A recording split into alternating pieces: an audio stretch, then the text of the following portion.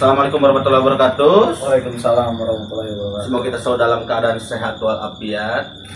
Hari ini HS Project mengadakan dadakan podcast mengenai Sumpah Pemuda di tanggal 28 Oktober 2023. Nah, di momentum ini kita kedatangan narasumber kita dari aktivis muda yang jam terbang pergerakannya sangat luar biasa. Mungkin kalau misal kita bedah, mungkin Paneglang bisa dibelah menjadi 3 bagian gitu.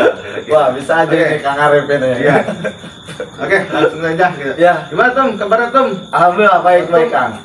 Kita panggilnya Tum, Kanda atau Abang ini? Bebas, Oh, bebas ya. bebas. Biasanya kan di HM itu Kanda. Ya. Oke, Kanda. Siap, Gimana Kang. Kanda? Sehat, Kanda? Alhamdulillah Kang, sehat-sehat Kang. Sehat. Kanda ini Ya. karena ini podcast dadakan gitu, Ya, siap, first siap. time juga di HS Project. Mohon maaf ini banyak kekurangan ya gitu, kita nggak ada yang ngopi gitu. Ada Kang kopi. Ya. Kopi apa itu? Ini kopi bos Kang, kopi Oh, bos. Katanya sih kopi bos itu Kang. Ya. Ini asli lokal Paneglang gitu. Iya. Oh, katanya ini HMI juga jualan ya? Iya, ini salah satu produk UMKM. Keren Itu sekali. dari kewirausahaan HMI Kang. Jadi teman-teman, HS Project ternyata HMI itu selain daripada organisasi pergerakan, ternyata mereka juga bergelut di bidang wirausaha. Keren, luar biasa. Siap, Coba siap. Paneglang. Oke, langsung aja tuh mungkin pada hari ini. Iya. Oh, mungkin ya, lupa. Cepet Tom. Oh, siap. Ya, ini kita Ya. belum perkenalan. Siap, Kang. Kanda, siap. Ya langsung aja Kang ya. Assalamualaikum warahmatullahi wabarakatuh. Selamat malam menjelang pagi Kang. Ya. Terima kasih nih atas undangannya. Dadakan juga Kang, saya juga kayak gini tadi Iya. ya. Baru Namanya beres juga pulang. dadakan podcast Tiba-tiba gitu ya. sudah disusul ke sekretariat Kang gitu kan. Ini kaget juga gitu kan kedatangan Ya. project kan. Mohon maaf juga gitu. Ya, sebelumnya terima kasih banyak juga pada semuanya Kang gitu. Ya, izin perkenalkan diri Kang. Ya, saya Nanti Sumantri, biasanya sih dipanggil Tayo gitu. Iya, Kang Tadi Tayo. berlebihan sih kalau jam terbang gitu. Iya. Tapi insya Allah lah. Kalau Paneglang ya bisa dibelah-belah lah. Kan? Iya. Gitu, kan. Jadi Kang Tayo ngomong-ngomong ini nama-nama Kang Tayo ini di media massa ini sangat luar biasa sekali, banyak gitu. Ya. Di Sumantri sering dipanggil Tayo, di Sumantri dipanggil. Waduh. Ya begitulah Kang. Iya, alhamdulillah gitu kan. Cuman memang apa yang memang menjadikan satu dasar kita setiap timbulnya di media itu ya mungkin ada beberapa masukan juga ataupun kritis ataupun inovasi untuk daerah kita gitu. Iya. Kan, begitu.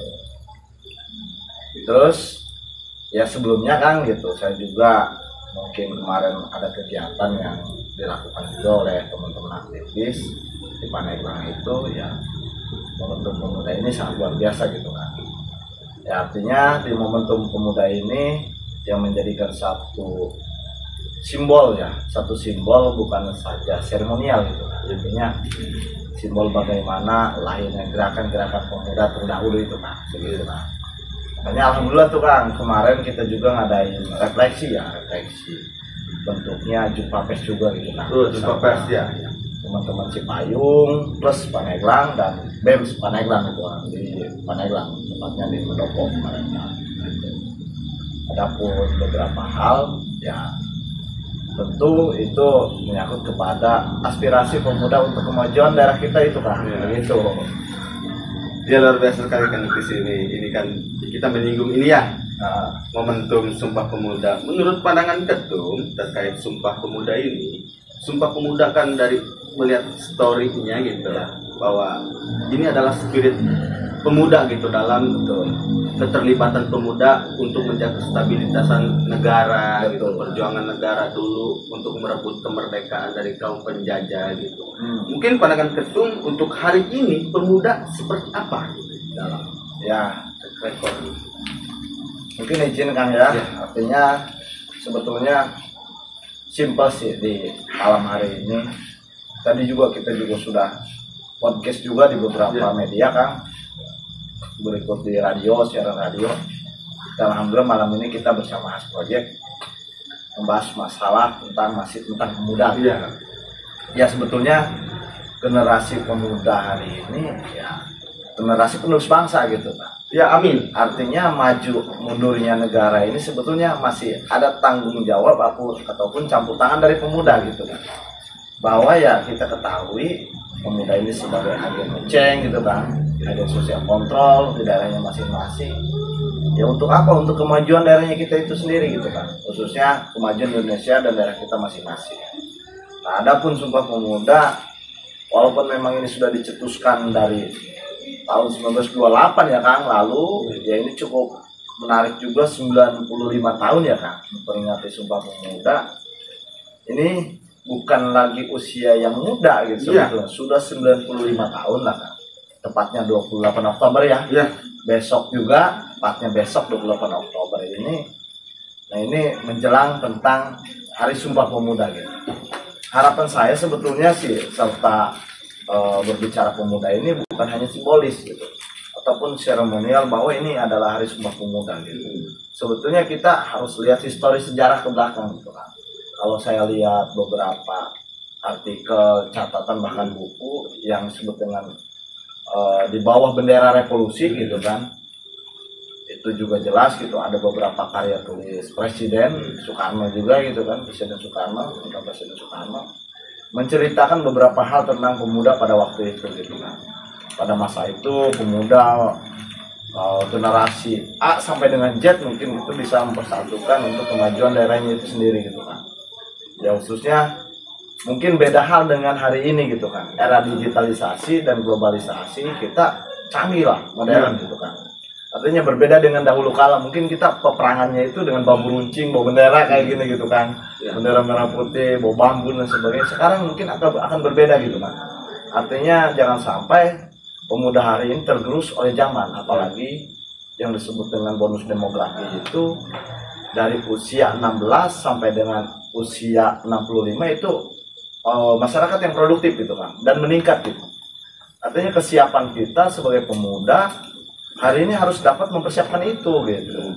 Maka dari itu bukan hanya seremonial, tapi jangan sampai era digitalisasi yang begitu canggih ini dapat menggerus kita gitu sebagai kaum muda. Yang harusnya sebaliknya gitu, kita yang memang dapat mengendalikan digitalisasi ataupun era globalisasi ini gitu kan. Ya makanya banyak juga kan hal-hal seperti misalkan kekerasan seksual pada perempuan dan anak, nah, itu terjadi gitu. Karena mungkin kita tidak pandai bermain digital ataupun kita menggunakan digital dengan cara yang salah gitu kan. Tidak dengan hal yang baik lah begitu kan. Satunya begitulah kan. Ya terkait ini ya, terkait pemuda dan zamannya sekarang mungkin berbeda tadi kata Ketum dengan zaman dahulu, atmosfernya juga berbeda. Situasinya berbeda. Nah sekarang kan pemuda-pemuda sekarang ini bukan pemuda tapi generasi sekarang itu terkenal dengan generasi Z. Betul.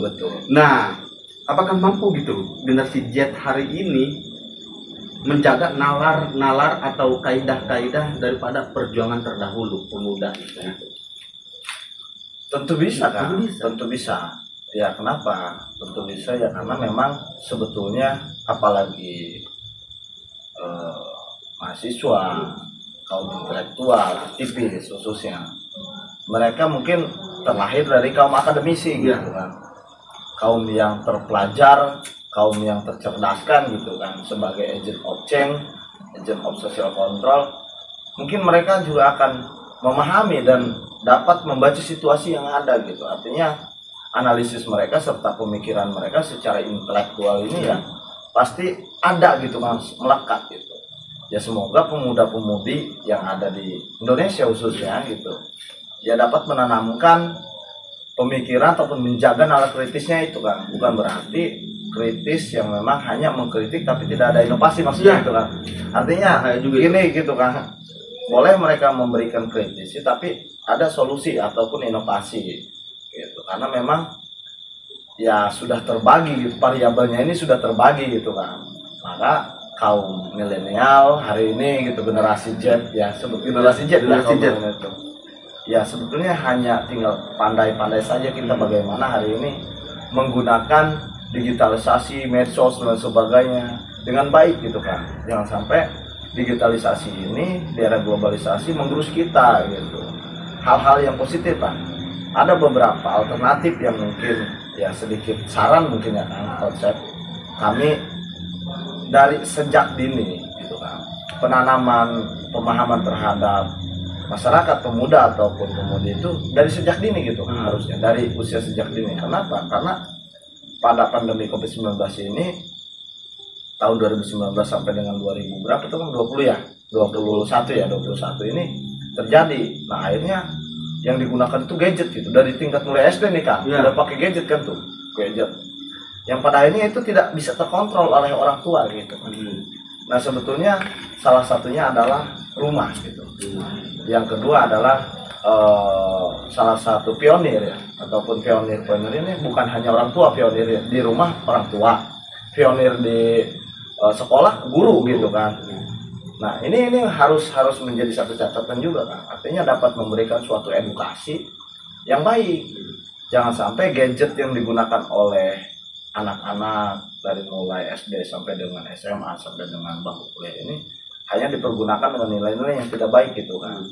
Ini harus benar-benar terawasi oleh orang tua itu kan, dari tingkat SD ya, mulai dari tingkat SD gitu kan. Mungkin untuk dari HMI juga udah mulai kesana gitu ya. Nah alhamdulillah memang kita sendiri karena posisinya kita sebagai pemuda ini ya, kita hanya dapat memberikan aspirasi, membuat saran, membuat tulisan, catat sebagainya, tapi kita tidak punya kebijakan jauh ke sana gitu kan. Artinya sebetulnya ruang-ruang kita ini khususnya di Pandeglang ya kan, ruang-ruang kita sebagai pemuda ini ataupun wadahnya ini tidak ada benar-benar wadah yang dapat menaungi aspirasi pemuda itu kan. Ya misalkan aspirasi yang dikeluarkan oleh pemuda dan pemudi itu tidak bisa tertampung ataupun direalisasikan apa yang menjadi kritik mereka itu kan gitu. Nah, itu tidak ada wadah itu gitu kan. Nah kami sendiri sebetulnya sedikit kita selalu memberikan edukasi ya, cuman itulah saran, edukasi, sosialisasi, pemahaman, dan itu kita lakukan juga terhadap kader-kader kita ya, apalagi mereka yang memang notabene sebagai tenaga pengajar gitu. Ya mereka kan punya kegiatannya masing-masing nih. Ketika memang mengajar ya berikan edukasi, dan kita pun sampaikan ke kader-kader kita baik di rumah, kontrol adik-adiknya dan sebagainya. Untuk apa? Untuk menggunakan gadget dengan baik gitu kan. Jangan sampai gadget ini pakai main game doang gitu kan, ataupun Mobile Legends. Apalagi sekarang kan beredar judi online gitu, bahaya. Nah itu bahaya juga kan, kan itu. Oh berarti HM itu sudah sampai ke situ ya? Ya alhamdulillah kan itu untuk menjaga tadi kata ketua itu. Kalau zaman sekarang itu sangatlah rentan gitu. Ya, anak muda berubah dalam segi perilaku karena lingkungan ataupun konsumsi yang dihasilkan daripada tontonan melalui gadget itu tadi. Bahaya sekali itu. Mungkin untuk ketum sendiri pesan atau pesanlah untuk anak-anak muda sekarang gitu, agar tadi kata ketum siap ayo kita lawan gitu generasi ini, zaman sekarang ini gitu, zaman yang tadi ketum sangat sensitif tadi. Kalau saya sih simpel sih Kang. Satu ya paling saran saya sih, saya pernah lihat buku dan pernah lihat film, salah satu film namanya National Geographic kan. National Geographic. Nah itu National Geographic itu menceritakan perjuangan sebuah ikan salmon gitu kan. Ikan salmon itu tidak pernah mengikuti arus gitu kan. Dia melawan arus gitu hingga dengan ketepian gitu, dan hasilnya indah gitu kan. Artinya ketika memang digitalisasi ini berjalan ataupun globalisasi meningkat, bonus demografi semakin canggih, semakin produktif, usia produktif semakin meningkat juga gitu. Maka ketika memang berbicara kita tidak bisa melawan arus, tentu sulit untuk melawan arus, tapi bagaimana kita mengendalikan arus itu gitu kan. Nah mungkin saran saya jangan sampai di digitalisasi ataupun era yang cukup canggih ini ya kita sendiri tergerus oleh zaman itu. Minimal kita pintar-pintarlah untuk menggunakan medsos gitu kan, ya bijak-bijak lah gitu kan. Dan pesannya ini kepada orang tua pionir di rumah, terus kepada saudara-saudara yang lainnya, ataupun kepada guru, kepada siapapun sebagai pionir di luarnya, itu dapat memberikan pemahaman yang lebih luas lagi terhadap anak di usia dini gitu kan. Begitu Ya mohon maaf ya ini ketum agak melebar mungkin pertanyaannya ini ya. bertanya seperti ini Ketum. Jadi kata Ketum tadi kan untuk bisa lebih ditingkatkan lagi terah yang nanti diterima oleh anak muda gitu, atau bakal anak muda gitu. Itu kan biasanya kita dapatkan di dunia pendidikan di sekolah gitu. Nah, pandangan Ketum sendiri untuk di Kabupaten Pandeglang ini terkait pendidikan itu apakah sudah ke arah sana gitu? Oh iya kan. Nah kebetulan kemarin itu kan kita juga ya mungkin kita juga sebetulnya dengan teman-teman yang lain akan melakukan refleksi aksi, artinya memperingati momentum pemuda gitu kan. Nah kita akan lakukan juga sebetulnya nanti di Pandeglang gitu kan. Nah ini kebetulan ada beberapa poin di Pandeglang ini, salah satunya adalah tentang pendidikan gitu kan. Memang pemerataan pendidikan di Pandeglang pun saya rasa kurang maksimal gitu. Artinya dari segi sudut pandang kami ya sebagai kontrol sosial, mahasiswa, mahasiswi, serta pemuda di Pandeglang, menurut kami pendidikan di Pandeglang ini belum merata secara maksimal. Karena masih banyak beberapa wilayah ataupun pelosok yang belum mendapatkan pendidikan itu gitu. Artinya sistem zonasinya belum merata sampai ke sana gitu kan. Bahkan memang berbicara pendidikan di kita, saya katakan bukan gagal ya, kalau gagal enggak sih, memang ada gitu, tapi memang belum maksimal gitu kan, artinya masih jauh dari kata maksimal gitu. Jadi masih sekitar kira 20% dan sebagainya, karena apa ya, karena masih banyak oknum-oknum yang tidak bertanggung jawab. Itu kayak komersialisasi pendidikan. Nah itu masih terjadi di Pandeglang. Sudah hilangkannya di Pandeglang. Jadi kayak budaya ya pada akhirnya gitu kan. Jadi bukan seni aja ya, akhirnya ya pendidikan kayak budaya gitu. Nah, kalau anak bangsa sudah diserang di divisi pendidikan itu bahaya udah. Hancur, bahaya kan, bahaya. Sangat bahaya karena memang pendidikan ini jantung dari peradaban juga gitu. Iya, benar. Nah, tadi kan ya untuk memperingati Hari Sumpah Pemuda itu kan tadi ada di bidang pendidikan gitulah. Ya. Dan daripada bidang pendidikan ada bidang apa lagi itu? Yang kami bahas dengan kawan-kawan serta ketika kita bahas kopi-kopi santai, kopi santai biasa anak muda lah ya. Diskusi gitu kan. Ya berikut mungkin hasil dari evaluasi kemarin itu bukan hanya itu, ada strukturnya gitu kan, ada kesehatannya, ada lingkungannya gitu kan. Nah ini yang lingkungan juga cukup menarik gitu kan. Terus ada sosialnya, ada ekonominya, ya hampir global lah yang kami diskusikan itu hampir global gitu kan di Pandeglang sendiri. Salah satunya persoalan sosial ataupun kesehatannya. Nah ini menjadi catatan juga sebetulnya. Pandeglang ini dimasukkan kepada salah satu kabupaten termiskin gitu kan. Nah itu di Provinsi Banten angka stunting tinggi gitu. Nah itu terjadi kan. Itu bukan saya yang mengatakan juga, tapi memang saya sesuai dengan data ya. BPS Provinsi Banten mengeluarkan data tersebut gitu kan, bahwa Pandeglang dengan beberapa kabupaten lainnya itu termasuk kepada kabupaten miskin ekstrim gitu kan. Angka stuntingnya tinggi gitu. Nah ini pun tidak seimbang dengan apa yang diterima oleh kabupaten kita untuk mengentaskan angka kemiskinan, angka stunting gitu dari kata layak gitu kan gitu.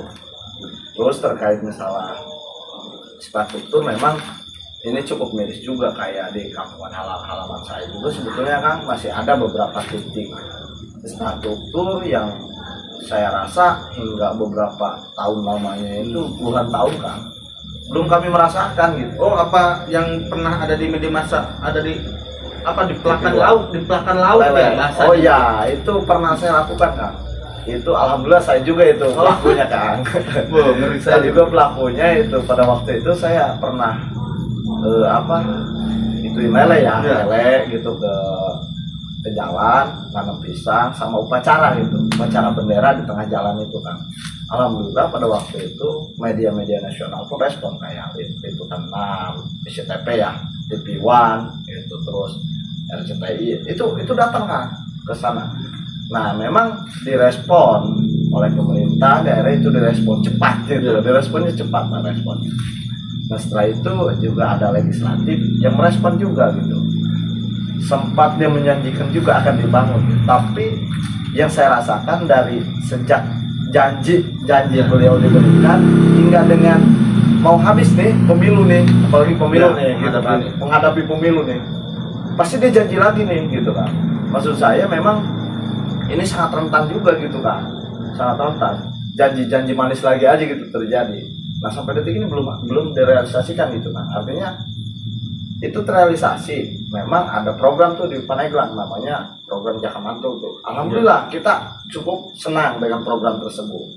Hadirnya ke Pandeglang dapat membantu infrastruktur gitu kan, dibangun infrastruktur yang ada di kecamatan kami pada waktu itu. Tapi hanya sepotong gitu kan. Itu sepotong doang gitu. Jadi kalau dapat titik yang kalau makan mah belum kenyang gitu. Kalau makan mah setengah gitu kan. Jadi piring nasi setengah aja gitu. Jadi masih belum lah kan, sampai detik ini itu belum. Ya akhirnya ya saya dibilang kecewa gitu kan dengan itu. Tapi ya mau gimana lagi, saya bukan pemegang tinta emas, hanya membawa aspirasi masyarakat aja untuk infrastruktur itu untuk dibangun gitu kan. Dan mereka yang kemarin di media massa juga yang melak-lele itu juga anak-anak muda ya? Ya alhamdulillah itu anak muda juga kan, itu kebetulan pemuda-pemuda di sana, saya juga sama teman-teman pemuda di sana miris lihatnya gimana nih, ya kita nggak bisa apa, ya udah kita buat kayak gini aja supaya memang tujuannya supaya dilirik oleh pemerintah dan jalan itu agar dibangun, itu saja sebetulnya, nggak kita muluk-muluk gitu lah, kita ingin dibangun doang jalan tersebut. Nah kalau kita lihat berarti jiwa pemuda yang apa namanya ya, yang sudah menjadi prinsip daripada Sumpah Pemuda ini ternyata sudah dilakukan tidak di Hari Pemuda saja, di Hari Sumpah Pemuda saja. Bahkan di hari-hari biasa mereka sudah berkoar-koar untuk memperankan dirinya gitu. Ya, memang ya tadi saya bilang kan, ya karena Hari Sumpah Pemuda ini bukan seremonial atau simbolis kan, tapi ini Sumpah Pemuda adalah hari di mana mempersatukan semua bangsa. Artinya hari di mana kita mempersatukan diri gitu untuk suatu tujuan gitu kan. Artinya ya tujuannya mungkin tidak jauh dari bagaimana kesejahteraan, bagaimana kemajuan daerah kita, bagaimana peningkatan sumber daya manusianya kan begitu kan gitu. Nah ini perlu juga gitu kita ingat gitu, bukan hanya seremonial gitu kan. Ataupun kayak misalkan upacara saja tapi tidak ada actionnya gitu. Artinya perlu aksi nyata, maksud saya gitu kan. Aksi nyata yang dilakukan bahwa persatuan pemuda untuk kemajuan bangsa dan negara gitu kan. Betul. Begitu. Siap. Respect untuk Ketum Tayo sebagai Ketua Umum HMI Cabang Pandeglang, sangat luar biasa sekali. Oh itu yang lingkungan ada kan? Belum ya? Oh lingkungan ya? Ya. Yang lingkungan itu juga sama kan, sedikit mungkin masih ada waktu ya kan ya, kita sedikit yang lingkungan ini walaupun podcast dadakan tapi cukup menarik gitu. Ya. Saya sebetulnya cukup tergugah juga soal lingkungan kan. Nah lingkungan ini kan, kita ini Pandeglang salah satu kabupaten di Provinsi Banten ya kan, tepatnya kaya akan pariwisatanya, kaya juga akan alamnya dan lainnya gitu. Dan Pandeglang ini bisa dikategorikan adalah salah satu kabupaten yang tempat wisatanya banyak juga gitu kan. Artinya bisa dijuluki dengan Pandeglang adalah kota wisata. Satu itu, yang kedua dijuluki juga Pandeglang dengan kota santri ataupun ulama gitu kan di Provinsi Banten. Nah yang lebih menarik ini kan, ini Pandeglang dijuluki dengan kota wisata. Bahkan di Pandeglang sendiri ada yang disebut dengan Taman Nasional Ujung Kulon kan. Oh iya. Dan muka tuh yang Ujung Kulon ya, yang ada cula-culanya warisan dunia yang ada di Kabupaten Pandeglang ya. Nah itu tuh kalau saya sedikit lihat catatan sejarah bahwa memang UNESCO itu sudah menetapkan bahwa Taman Nasional Ujung Kulon adalah satu warisan dunia gitu. Iya. Kenapa? Karena di sana juga ada hewan-hewan mamalia, salah satunya adalah badak cula satu. Cula satu yang ada. Ada ya. Nah itu jadi warisan dunia kan. Nah berarti Pandeglang itu sudah memberikan kontribusi luar biasa untuk Indonesia gitu. Iya. Artinya karena menjadi warisan dunia, bahkan di Piala Dunia pun ada tuh si badak. Ya, menjadi jargonnya. Menjadi jargon Piala Dunia. Terus maskot jadi maskot kayak maskot KPU tuh ya, kayak maskot Bawaslu gitu kan. Itu jadi maskot juga. Terus bahkan di rokok pun nih, kayak juga di rokok kan. Iya, gambarnya Badak kan ya. Badak itu. Nah tapi yang kita sangat heran gitu kan, memang kita tidak menyalahkan karena ini menjadi warisan dunia. Tapi gini kan, di balik PAD kita yang sekarang Pandeglang ini tahun sekarang itu merosot kan jauh, PAD kita ketinggalan dari kabupaten kota lainnya. Terus APBD kita defisit juga kan gitu. Nah ini menjadi heran gitu ketika memang dia menjadi warisan dunia, otomatis kita mempertanyakan dong retribusinya gimana, pajaknya gimana, ke daerah kita ini gimana gitu. Itu kan mau di gimana pun itu adanya di Kabupaten Pandeglang gitu kan. Nah kita pun kemarin kita bahas kan bahwa memang maskot atau badak cula satu ini di Pandeglang ya saya rasa harus mempunyai hak paten gitu kan. Jadi hak paten badak namanya gitu kan sebutannya. Saya juga nggak tahu harus gimana nih kan.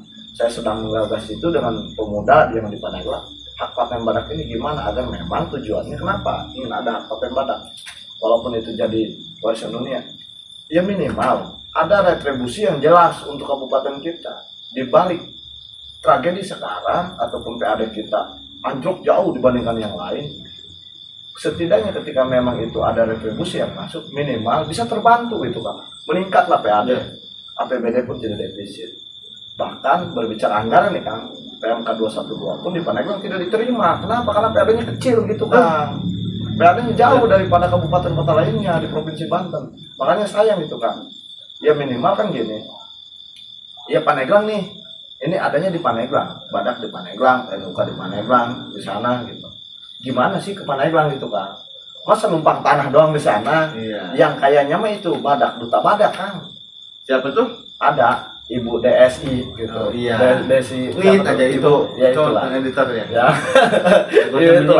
Duta badak mereka gitu kan. Maksudnya itu yang kaya. Pandeglangnya enggak kaya kan, enggak kaya akan itulah. Ya alamnya kaya tapi nggak jelas juga gimana gitu. Kasihan juga kan. Artinya kita kan perlu mendobrak hal itu ya. Itu salah satu masukan ya ataupun inovasi kami pemuda kan untuk kemajuan daerah kami gitu. Ayolah kita akan dobrak bagaimana agar PAD ini meningkat gitu kan. Iya. Berarti di momen Sumpah Pemuda ini pemuda-pemuda yang ada di Kabupaten Pandeglang membawa warna pertanyaan besar bagi pemerintah daerah ya. Pemerintah daerah yang dimana banyak sekali potensi-potensi di Kabupaten Pandeglang yang itu dapat menggembor tadi. Iya, bahkan Pandeglang sektor pertaniannya juga lebih meningkat Pak. Tapi bagaimana dengan di daerah pertanian tapi infrastruktur masih belum terjaga? Bahaya nggak itu kalau ngomong gitu ya? Nggak ya? Ya kalau itu kan gini, satu pandangan kami ya. Pandangan kami artinya memang menjadi urat nadi juga ya. Pandeglang hampir kalau lihat BPS saya lupa lagi ya. BPS lah. Intinya kalau saya lihat data di BPS mungkin petani ataupun petani pekebun Pandeglang cukup banyak daripada orang-orang kantoran gitu kan, karena rata-rata petani lah di Pandeglang ya hampir mungkin 80% lah petani kan gitu kan. Nah itu ya dengan keadaan infrastruktur ataupun dengan Pandeglang menjadi satu lumbung padi terbesar juga di Provinsi Banten ya, ini menjadi vital juga gitu kan soal infrastruktur di sektor pertanian gitu kan. Artinya mau bagaimanapun kemajuan daerah diukur dari infrastruktur gitu kan. Salah satunya ya. Nah harapannya memang gini kan, ada Undang-Undang Nomor 1 nih, Undang-Undang Nomor 1 tahun 2022 tentang infrastruktur kan. Nah itu dituangkan di situ di pasal saya lupa ya. Saya buka dulu kan ya. Takutnya salah kalau berbicara undang-undang gitu kan. Ini tenang aja tuh, nanti kalau ada salah juga bakal ada yang komen-komen juga dari teman HS Project sambil diskusi aja. Siap. Ini ada Undang-Undang Nomor 1 tahun 2022 kan. Di sini pada pasal 147 itu dijelaskan daerah yang wajib mengalokasikan belanja infrastruktur pelayanan publik paling rendah 40% dari total belanja APBD di luar belanja bagi hasil ataupun transfer kepada daerah. Nah, poin yang ketiga, dalam hal presentasi belanja infrastruktur pelayanan publik sebagaimana dimaksud pada ayat 1 belum mencapai 40%. Daerah harus menyesuaikan porsi belanja infrastruktur pelayanan publik paling 5 tahun terhitung sejak tanggal undang-undang ini diundangkan. Artinya harus 40% pembangunan infrastruktur itu kan dari APBD murni dan sebagainya gitu. Makanya di tahun ini nih 2023 harapannya infrastruktur itu difokuskan 40% untuk melakukan pembangunan infrastruktur itu kan. Terusus apalagi pada sektor-sektor pertanian gitu kan. Nah ini urat nadi juga kan ya maju ataupun mundurnya misalkan peningkatan ekonomi sektor pertanian kan dari infrastruktur juga. Mau gimana kita ngambil gabah ataupun yang mau jual gabah iya itu kan juga dipertimbangkan, itu pertimbangkan gitu kan, susah kan gitu kalau lulu kayak begitu kan harus diplaking lele ataupun kayak pembakan kebo, susah. Lain daripada pertanian ada juga kemarin masih baru-baru ya, katanya ada ibu-ibu yang harus terpaksa dibopong karena akses jalannya gitu tidak bisa masuk mobil, begitu kan, itu miris sekali kan. Gitu. Ya itu juga sama, tapi memang kan perlu diketahui ada beberapa sektor ya, sektor ruas jalan yang memang ada jalan poros desa, ada jalan poros kabupaten. Apa itu menyangkut daripada sektor kesehatan juga gitu yang belum terjangkau? Nah itu juga ya tadi kesehatan yang kita singgung juga karena memang berbicara sektor kesehatan ya penting juga gitu kan, sangat penting untuk masyarakat ya. Salah satunya adalah dampak dari mungkin pemerataan sektor kesehatan juga gitu, misalkan pembangunan pustu ya kan, pembangunan puskesmas dan sebagainya, aksesnya terlalu jauh. Sebetulnya muaranya bukan apalagi ya, tetap pasti ke infrastruktur gitu kan, tapi kan memang ada beberapa regulasi yang mengatur bahwa ada jalan poros desa, jalan poros kabupaten, provinsi, kementerian gitu kan, ada itu kan. Nah ini kan kadang-kadang salah persepsi juga kita ya di kaum milenial, pemuda ataupun masyarakat salah persepsi gitu kan. Nah ini perlu kita ketahui juga yang mana jalan pos desa, yang mana jalan kabupaten, yang mana jalan provinsi ataupun jalan kementerian gitu langsung kan. Nah ini perlu diketahui juga gitu kan. Nah jangan sampai kita salah penafsiran dalam hal itu kan. Begitu kan. Kalau untuk hal itu ya. Oke, siap. Pak Ketum, waduh luar biasa sekali ternyata di momen Sumpah Pemuda di Kabupaten Pandeglang diwarnai dengan banyak-banyak pertanyaan, banyak-banyak bahan, banyak-banyak bahan tuh ya, banyak-banyak permasalahan lah di kabupaten yang perlu dievaluasi oleh pemerintah daerah ya. Dan ini adalah merupakan keterlibatan pemuda-pemuda gitu dalam terus menjaga nalar kritis dan nalar-nalar perjuangan terdahulu yang diterapkan di sekarang gitu. Relate itu tuh gitu. Oke, respect tuh untuk pertemuan hari ini karena ini tadi kata saya first time mungkin dalam segi sungguhan maupun dalam apa namanya ya schedule gitu tidak sesuai gitu. Mohon maaf gitu tuh ya gitu. Ini bagus juga ini gulanya kan. Oh iya. Gula Arenta itu ya. Ini dari mana kan yang Arenta? Oh, Arenta katanya ini dari produk lokal Pandeglang juga ini. Oh iya. UMKM katanya. Iya. Boleh disupport ini pemerintah daerah di Arenta. Mungkin sudah mendunia ya. Dan ini Kopi Bos. Cat mana ini ya? Produksi Aan Box katanya gitu. Ya, ini juga dari lokal Pandeglang. Lokal Pandeglang. Kita juga yang ini. Gitu. Spektrum. Oh siap, iya. Kita lupa mendoakan saudara-saudara kita yang ada di Palestina. Siap. Palestina, semoga ada hal-hal baiklah menyelimuti kita bersama gitu. Amin. Semoga ini juga mungkin closing statement ya kan tadi. Oh iya. Kita mungkin tadi kan bahwa statement kita, saya kembali lagi tadi bahwa pemuda hari ini adalah penerus bangsa gitu kan. Dan saya lihat beberapa referensi dari buku bendera di bawah bendera revolusi gitu kan. Itu salah satunya ada Sekatur Siri yang ditorehkan oleh Bapak Jens Soekarno gitu kan, bahwa zaman baru zaman muda sudahlah datang sebagai pajar yang terang cuaca. Artinya pemuda dan pemudi ini sebagai pajar untuk menyongsong cuaca yang akan datang gitu kan. Nah itu sih sedikit di situ kan, karena pemuda bukan hanya suatu simbolis semata ataupun bukan hanya seremonial semata, melainkan Hari Sumpah Pemuda pada tanggal 28 Oktober ini diperingati oleh semuanya di Indonesia khususnya gitu kan, nasional lah gitu kan. jangan sampai hanya dijadikan seremonial saja. Ini adalah bentuk dari pemersatu bangsa untuk penerus bangsa, untuk menciptakan kemajuan Indonesia ataupun kabupaten daerah kita masing-masing sendiri. Nah itu sih Kang. Ya. Oke siap, makasih Tum. Ya. Makasih ya. Oke, untuk rekan-rekan HS Project, mohon maaf atas atas ini kurangnya lah kita dalam menayangkan video ini.